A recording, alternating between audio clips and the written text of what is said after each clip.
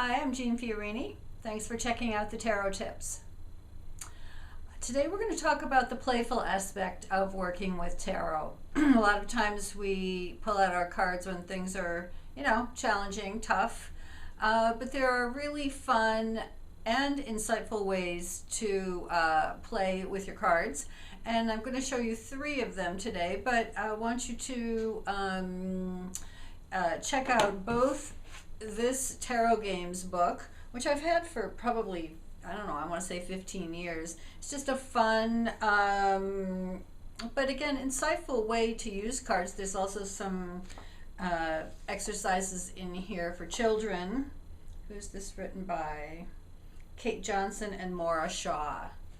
Tarot Games. Also, in advance of a tarot play workshop that I did recently, I also Googled tarot group exercises online. So, if you feel like you're kind of in a rut, you want to try some new things, some ways to sort of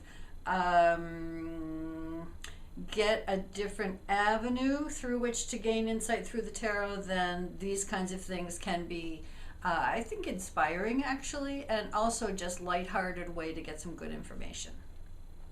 So one of my favorite exercises, which does come directly out of this Tarot Games book, is called Falling Leaves.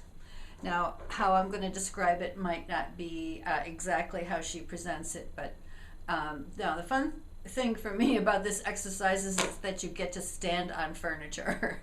Whether you're standing on a nice solid table or whether you get up on a chair, you have your tarot cards in your hand, and at random, flicking cards out of your deck, you throw out 10 cards. Just here's one, here's one, here's one, here's one.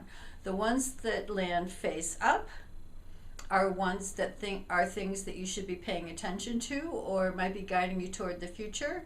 You might also take a look at the cards that are decided to come out of the pile, but which landed face down. Those might be things that you're either done with or that might be hidden, but you can play around with that.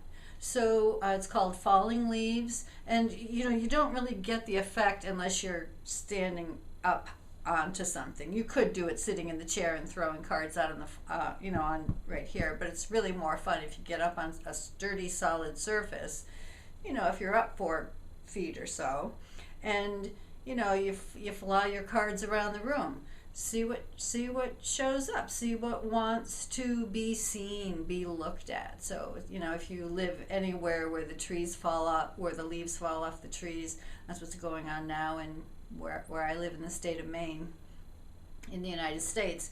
The leaves just come floating down off the trees, and that's kind of the effect here of this exercise. The second exercise is something we've done in tarot groups for many years when somebody has a birthday. So you take your entire 78 deck at random. Let's say somebody's turning 43. They count out, again, at random, 44 cards. 1, 2, 3. So you make a pile. The cards that aren't chosen, you put aside. You take those 44 cards and you sort of swirl them around. The idea is like you're making cake batter. Okay, so while you're swirling those 44 cards around, so however old you are, that number plus 1, that's your pile that you're going to be swirling. The others are off in the corner someplace. While you're doing that, your friends are singing happy birthday to you. Happy birthday, dear Rosalita. Okay? At the end, when you're done, the singing, the person whose birthday it is makes a wish and blows a breath onto the pile and flips over a card. So that's their birthday wish. Whatever they were wishing about, whatever they were thinking about, whatever they were focusing on for the coming year, whatever card they flip, when they make their wish and in essence, symbolically blow out the candle, the card that flips is either a guide or some insight around that wish, that intention that the person had set. Again, another fun way to you know, celebrate your birthday. Uh, Use the tarot cards in a creative way.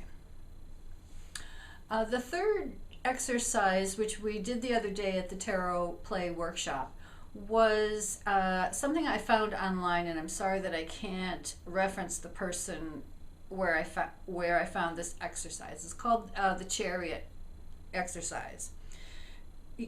So you start with your 78 cards. You pull out the Chariot card. So you've got 77 that you're going to be creating a little layout with. The function of this exercise, or the idea around this exercise, is where am I going?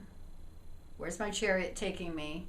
And what am I leaving behind? What am I either done with or what no longer serves me? Something like that. What you do is, and I've amended this a little bit, is if you were to picture the compass points, north, south, east, and west, you pull out 2 cards at random face down, so you're going to end up with a little star design. 2 cards for north, face down on the table. 2 cards for south, face down on the table. 2 cards each for west and east. Okay, so you've got this sort of, you know, a compass design, 2 cards in each of the cardinal points face down that you've drawn at random. Now, I found when I played with this exercise a little bit, I also needed the quarter points. I needed northwest, I needed southeast. So draw 4 more pairs of 2. So northeast, southeast, southwest, northwest, 2 cards in each of those cardinal points. So what you end up with is a circle with 2 cards, 8 sets of 2 cards lying face down.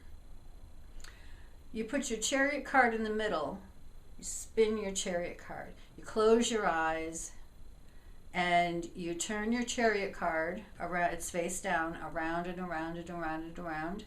Turn it around until you feel like it wants to be at rest, that it wants to stop. Whatever way your chariot is facing, you read those cards, and you also look at the cards what you've left behind, what I've passed through, what I'm heading toward.